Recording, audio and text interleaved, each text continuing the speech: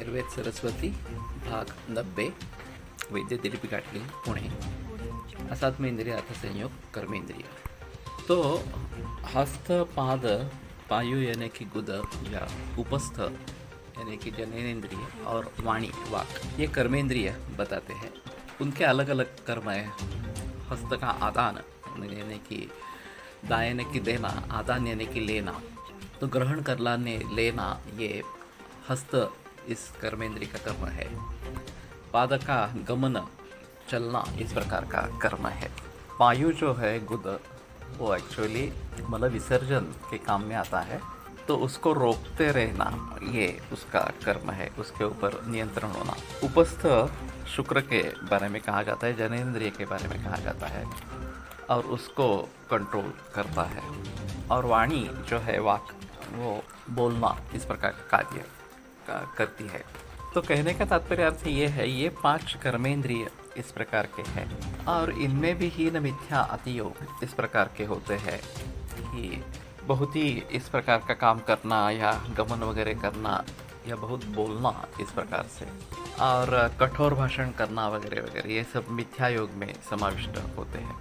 तो इनके जरिए भी दोषों के प्रकोप होते हैं और रोग की निर्मिति होती है। तो इनको भी हमें काबू में रखना इस प्रकार का आवश्यक है।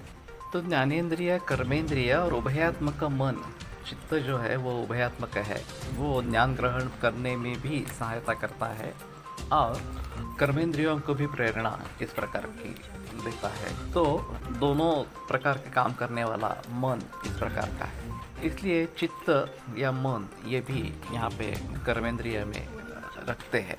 तो कहने का तात्पर्य अर्थ ये है कि इन सभी के द्वारा सम्यक योग अगर होता है तो आरोग्य टिकता है, बना रहता है। और इसमें अगर हीन मिथ्या अतियोग इस प्रकार के कुछ हो गए तो आरोग्य बिगड़ने लगता है, रोग निर्माण होने लगते हैं।